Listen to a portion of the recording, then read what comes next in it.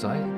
Understanding how we're evolving and came to be is how you understand where you're going to go and why you don't continue to make the same mistakes over and over again. Evolution is slow, and actually as far as world hunger, poverty, morbidity, mortality, we're getting much better. We really are. We still have a chance, I think, to clean the planet up. We could help with global warming. And that may be our existential crisis. It's either that or an asteroid or another, something gone wrong in the lab that messes with us. But, pandemic, that was a big deal. And we just, fortunately, you learn from these horrible things. And now we can sequence what used to take $6 million in 2 months to sequence your genome. Welcome to the Longevity Club podcast. I'm here with Dr. Smith Johnston, former Chief Medical Officer at NASA. I ran the flight medicine clinic for a few years. I was a medical officer, flight surgeon for 25 years, retired December 2000. What are they doing up there? Like, what actually is, like, when you're, the people on the space station, what are they doing? I mean, are they watching us? Are they looking out for something? What's actually happening up there? No, it's actually a giant, beautiful research platform. And the beauty of low Earth orbit, constant gravity light, the beauty of what NASA's trying to do is take its money, invest it in building a small space station called Gateway that orbits the moon. So then we can go there like we did in Apollo. And you remember there's always somebody orbiting and you go back and forth from the moon. And that's one of the reasons I've been so interested in coming here is because what would we do if we were on the moon and we got a solar flare? Well, the most important thing you could do is have your astronauts' stem cells banked. So you could either use them like we just used mine today. You could use them to treat them. So you could carry them with them and protect them, especially if we're talking Mars. Yeah. Moon, we can get there in 2.5 days, 3-4 days, mission back and forth. But Mars is going to be 6 to 8 months there, 18 months on the planet, 6 to 8 months back. And so radiation, You'll actually be on the planet. you'd be on the planet 18 months And because doing what? they gotta line up so that, they're in the orbit where they're closest to each other. Like I think it's 40 to 60 million, and you could be as far as 140 million or something like that. Don't quote me on that. But We're going to measure. We're going to get a tape It's- measure it's after a- this and check. ask Siri. Siri. Hey, I could do all that now. So there's several things, and I just wrote a book chapter for a book on sort of the advances, going to the moon, going to Mars, going to other planets. What could we do to help people so that if they did get hit by that radiation? And I would tell you now, which we're not measuring, but I think we're going to start measuring soon, that we've got 10 times the plastics. And plastics is kind of one of my big worries for not just for astronauts, because they sort of live, all the food's packaged with plastic. They basically live in an environment where you're constantly having wires, machinery going all the time. So you're having kapton degradation. So you're sucking that down.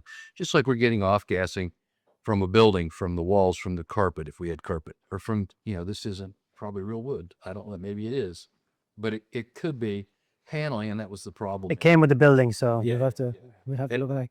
that's one of the problems with the fires in LA is the stuff just went because it's all plastic Synthetic. and synthetic and all those particles and all that stuff in our environment, and it's in our food. So we're evolving on it. They're endocrine disruptors, which means they can have estrogen properties. They are inflammatory, pro-inflammatory, and I've got some articles I can show you. And that was the last time I was here. It was a year ago. I picked up a Consumer Reports on plastic, and came in here and had therapeutic plasma exchange. And in the interim, I was talking to one of the flight surgeons at NASA, Jim Pavella, and Jim goes, "Have you seen this firefighter study?" And I'll no. And so they took 300 firefighters. Now firefighters get plastics. They inhale it because they live in fire retardant gear. They get the foam, which they inhale that. And then of course they've got all the burning particles. Yeah, everything just there. So they're kind of a severe case model like the burn pit folks and the Paraquat. They're just in a constant caustic kind of environment. Yeah. Or people who smoke, or people who live in Miami Valley, industrial parkway, or Houston, Texas, large conglomeration of petrochemical plants, beautiful scenery, beautiful day. Walk around the corner is a big benzene flame. Just, Yeah. so it's the plastics, and, we're getting away from using oil and all those things. Hopefully someday, hopefully they'll come up with fusion soon. It's the only thing that's going to save us probably. But, you go into a grocery store, you're going to come out with more plastic than your damn food now. It's also in the soil, in our fertilizers. It's in us. So how do we get rid of it? Well, this firefighter study, they took 300 firefighters that had high levels of what's called PFASs, and polyfluoroalkyl substances, plastics, microplastics, and they can be from 0.2 microns to 100 and some microns. If you use a plastic cutting board, you'll have 1 or 2 credit cards worth of plastic in your body from that. And the point is, they're getting in our arteries, and they just did a big study. New England Journal just published a study that caught a lot of people's attention. They took out carotids. It's one of your biggest arteries in your body, and that's where they actually go in there and they get carotid and endarterectomies. They actually took out plaques, significant plaques, over 70%. 257 folks, they took out the plaques, and of those 257 folks, 150 of them actually had plastic in the pathology, in the electron microscope, about the size of red blood cells, white blood cells in the arteries. That's interesting. What happens, so you're obviously a doctor, you're working in NASA, but if you send 5 astronauts up into space and they're at the space station, we'll just say, what if something happens to somebody, like somebody has a heart attack or kidney stone? Kidney stone. We're worried about kidney stones because where's all that calcium going from your bone? It's leaching to your kidneys. In fact, we had to change we refilter the water, the urine there, filtration system. Everything counts up there. So, and we were getting too much calcium from the urine, was clogging up some of the devices that were trying to filter out the toxins, the ammonia and other things that are in urine that you don't want to drink. So where was it? But if an emergency happens, you're up there. Well, that was my first project. I'll show you pictures I was working on with a great team of emergency and medical system for the space station. So we had a defibrillator and a ventilator up there. And why do you need those? We're worried about electrocution. You can go out and do a spacewalk, get a static charge, give you enough jolt to maybe put you in a bad rhythm. You can get a decompression sickness from the leak. There's fires and things like that we worry about on the station. And so we have basically a small emergency room up there. Thank goodness we haven't had to use it very much, but we have had some instances where we've had some major issues that we've had. And the people are trained you have a doctor up there? They're EMT, like 72 hours. Okay. And then about 10 to 15, 12% of the core are physicians. They bring in 1 or 2 physicians into each class of about 12. And back in the day when we were building the space station, we had up as many as 144 astronauts. And that was fun, because you had to get flight time. Let's go to El Paso and get a taco, because you had to have your flight time. Got to log the hours. Yeah. How's it all changed? Because actually, I'll backtrack a little bit. When we have different athletes come in, or we have different people, we'll often ask what movies give you a more realistic view, because obviously I came from horse racing and I watched some horse racing movies and I'm like, oh my God, that would never happen. But there's a lot of movies about space. There's a lot of things out there. I mean, even the Martian was pretty good. So is that realistic? That could happen. Yeah. They could live there and work. Now, when when he nicks his suit, he flies around. Or Gravity was pretty interesting. Apollo 13 was the only time they used real weightlessness. I flew with those guys when they were filming Apollo 13. So every scene you see in there, they're actually driving down in a KC-135 from very quickly for about what is it, about 30 seconds of weightlessness and so 45 to a minute going up through 2Gs. It's called the vomit comet. Very, very, very interesting. So the Martian is realistic. Yeah, except for some of the last where they're cutting the suit and flying all over the place and catching them. That was a little bit out there. Or Sandra Bullock in Gravity, when she gets out of her vehicle and uses a CO2 canister to fly to the Chinese space station. We're all kind of going. That wouldn't happen. Or at the end of the movie when she crash lands in the water and then just jumps out of her suit, is able to pull herself out of a suit. They're pretty challenged when they get back. From a neurovestibular, we were just talking about blood pressure problems. Because there's higher pressure in your feet, you have to pump up. You're standing and sitting. There's no standing and sitting. So when I stand up, there's less blood flow to my carotid. Tells me to constrict. Yeah. You'll lose that reflex for a matter of minutes, hours, days for certain people. But so we're trying to figure out how we can live a long time. And then when we go to the moon, we've got to dig and get under the ground. You've got to be about 9 to 16 feet underground to get the same radiation level on Mars as you do here right now. And we know pilots get more melanomas, flight attendants get more breast cancers. So we need to come up with better screening, which we can do now. They're ultrasound mammography scanners that just blow mammography out. I mean, it should be a standard of care, but it'll take a while. And that's what these kind of clinics do, is to try to bring to the forefront and to establish medicine, the latest and greatest things that, even with double-blinded randomized controlled studies, it can take 10, 20 years before common knowledge is put into practice. But to answer your other question, why are we up there?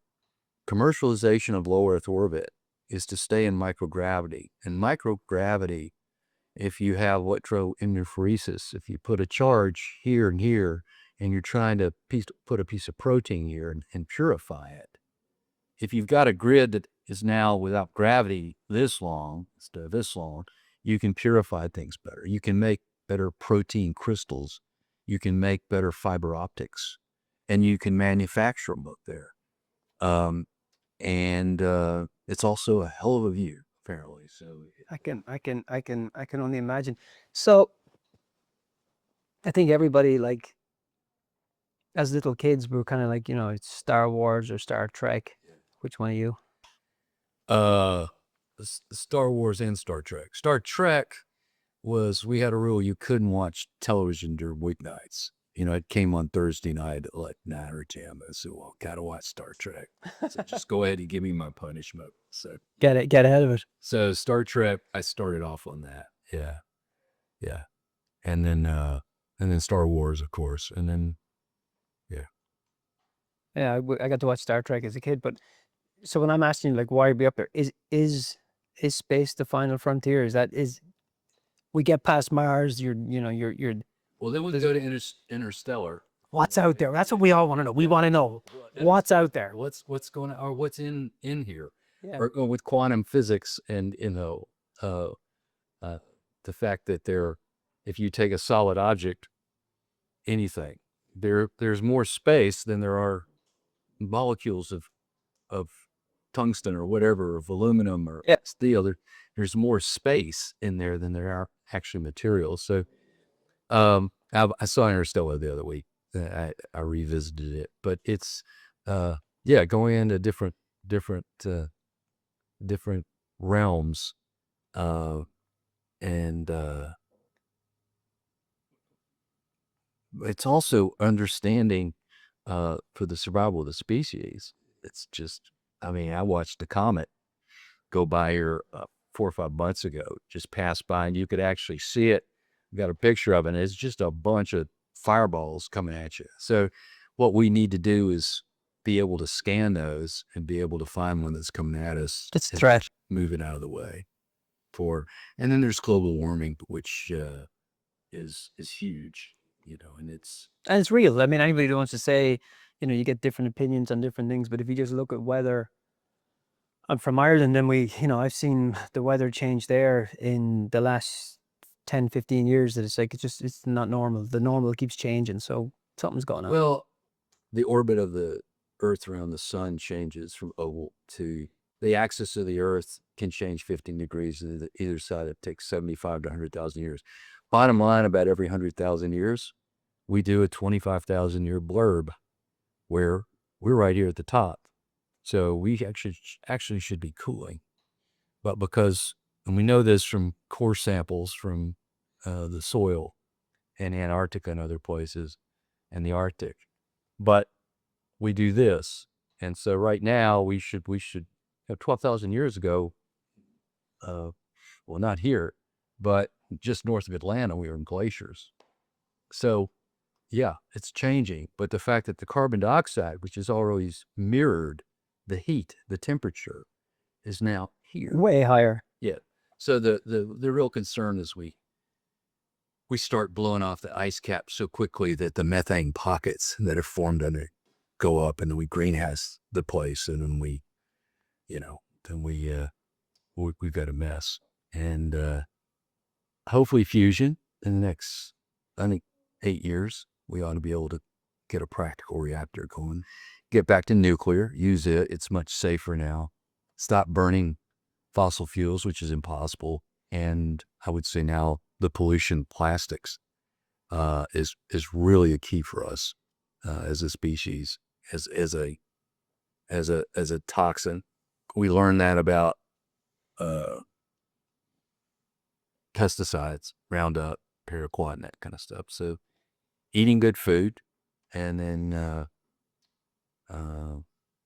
the other thing with station is you get a sunrise and sunset every 45 minutes. So circadian rhythm, we've learned a lot of things from it, and we can use LED lights now to give you a day-night cycle, which we do in the space station.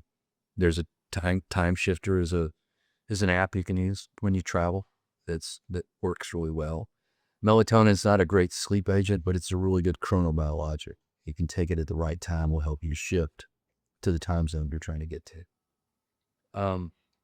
So it's exploration. It's why are we there? It's a good view. The overview effect is always talked about by the astronauts, that there are no borders, and that's really good. The more people that can see that and understand that, and they're all in this together, and especially Earth observations from that platform, you can just see what's going on with CO2, with temperature, with particulate matter. I mean, particles. You live in a city, you're smoking a few cigarettes a day, and then there are people that get lung cancer who've never smoked. Never even held a cigarette. Yeah. Well, except we're inhaling cigarette. We're in carbon monoxide, carbon dioxide All the time. All the fibers. That's what we're doing. Where everybody smokes, you can't get away from it. And that's why first of all, trying to fix the environment, and then as best you can, finding with precision medicine, the therapy for you could be totally different from me or the guys over here. And that's know your genetics, know your strengths, know your weaknesses, and then know what therapies work for you, and then use your body and your biomarkers to tell you how you're doing.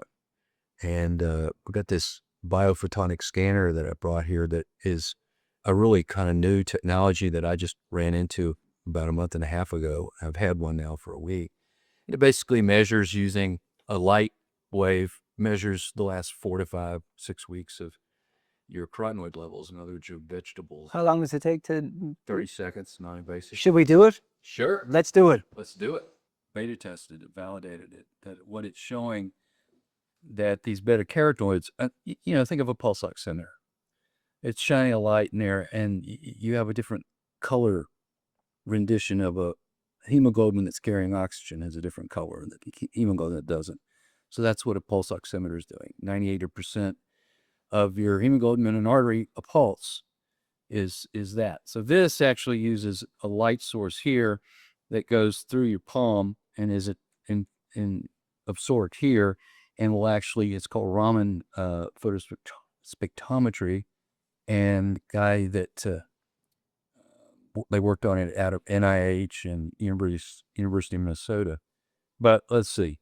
So this puppy, get this thing going. So this is really interesting because I think this is going to put the pressure on other guests that come on the Longevity Club podcast to bring cool stuff, because now we have NASA toys that we're going to play with. Okay, there you go. All right, put your hand. There you go. Which hand? Right here. And hold it. We're going to do the 90-second scan, which is going to do 3 scans. Okay, so we're going to do, instead of a 30-second scan, we're going to do a 90-second scan. And it'll give us an average of 3 scans. And that lets you know that this is not just a random stuff. So the scoring is from 10,000 to 90,000. You want to be at least in the orange, and that's about where you're going to be. You can be in high orange. You're about 29,000. Okay, that's good. I would tell you before you went into surgery, some people would tell you you'd want to get it up to 35,000 so that you could be like an Asprey who could go up in space and has already knows what his antioxidant levels are and all that kind of stuff. And then what this also does is it gives you a veggie meter or a fruit meter. It gives you basically, this is what you can retest yourself in 4 to 5 weeks. So you can go and try to change your diet. So there you go. It's on your last scan now. It looks like it's going to lock in pretty accurately. I mean, it gives a 3.5 standard deviation on this. It's really quite sensitive. So that way you can try foods, but you can also try supplements, because our foods are about 1/10, 1/15 is potent. This looks like it's coming in lower than the last one, or no? Looks like it might be a little higher. Yeah. So you line up 29, 29, 20. Yeah. So you're 29,000. Okay. The 29,000 that you want to be is you want to be in the greens and the blues eventually. Okay. So I need more fruits and veggies. You need more fruits and veggies, or you also need that, but you also might want to look at your supplements. I don't take any supplement. Exactly. Yeah, good. That's it. Which is, you just add supplements. Just even New Journal of American Medical Association 25 years ago, just random Centrum multivitamin. You did 2 to 3 years better. Whether that's due to education or what, they're not exactly sure, but there's definitely an association. But there are other studies looking at, not as long, looking at biomarkers that show people with plant-based diets who get a lot of fresh fruits and vegetables and organic foods do better. They do better with this score. The better your score, the better your wound healing is. It's just a great metric. And that was a $2 test. wow. And you get, it's just a great device. And I've been excited being primary care person. And in the last 5 years, I ran the clinics at the last 4 years at Johnston Space Center, and also seeing all the retired folks. So we still get to see them. And nobody's made it past 95, although Jim Lovell, I think, is in the running, and he may have broken the 95 barrier. But those guys and gals got a lot of radiation back in the early days. And if we're going to go to the moon, we're going to get a lot of radiation, especially to get solar flares. And so we've got to be able to protect against that.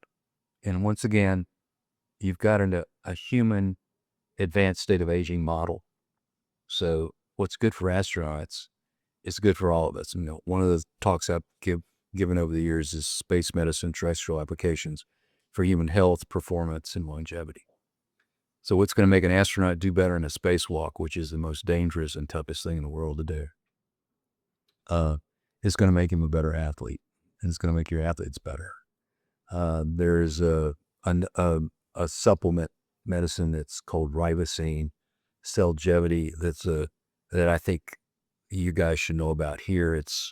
I've been on it now for close to 5 months, and it was invented in acetylcysteine, which We use that in horses all the time. Yeah. the glutathione, all that kind of stuff.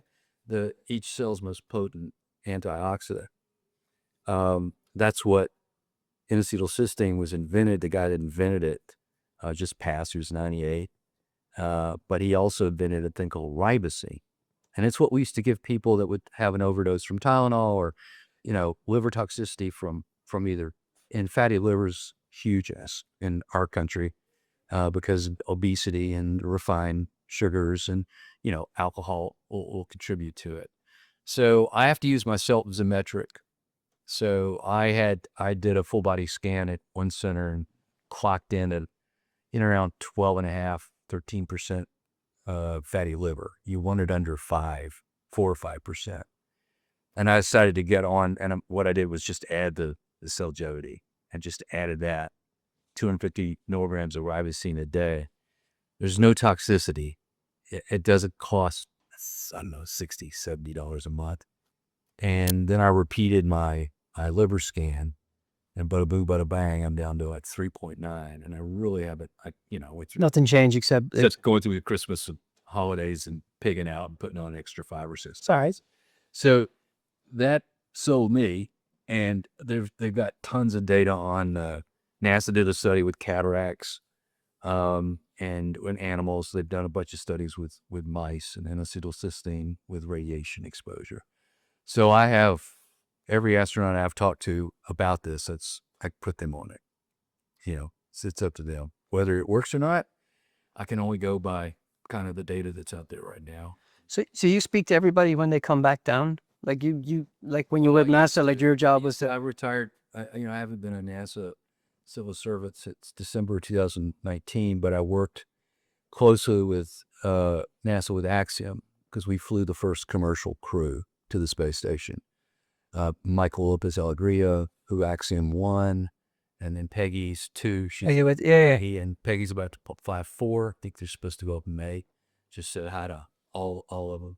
John Schafter comes here. Peggy, Michael Lopez Alegria. Janine is in our horse club, so she's a fellow horse lover. So Janine, great people. They're wonderful. They're just great. I want her energy levels. Yeah, whatever it is, we should be. Yeah, that's it. Add that to the list. Test Janine Schaffner. Yes. Well, whatever she has, we need. Yes, and I hope she goes up. But she's done everything else. She's definitely Quite the equestrian. Extreme on everything. Car racing, speed with horses, jumping. Yeah. So when people come back, because we're going to keep bringing this back to our favorite subject. Longevity is a big part of our favorite subject, but so is like what's out there. And has anybody come back to you and said, "Hey doc, feel okay, we could work on this, but let me tell you what I saw." Has anybody ever said anything like, what is out there? Because that's what people want to know. We all wonder what's out there, and like have people come back and said, "Hey, there's things out there we can't explain," or there's, No, and I think there's just views that, it's like going in the wilderness here and spending time here. It's nature. It's nurturing for us. And well, there's a lot of scary things in nature here. Oh, no chatting. There's a lot of crazy, wild stuff that you want to be careful about. I think it's just having the incredible views that they're trying to actually take those now and make a holographic holoport for folks who are challenged or quadriplegic or whatever, to give them that nature kind of. They've done the studies. You exercise in nature, it's a 10% increase in benefits. And so I'm trying to answer your question. I don't know if it's ever been posed like that before, Tom, but it's a great question. I think it's just seeing the incredible beauties and wonders, and every day is going to be a little different. There's outer space and there's inner space. And that's at the back of my quantum stuff. I think they're both connected.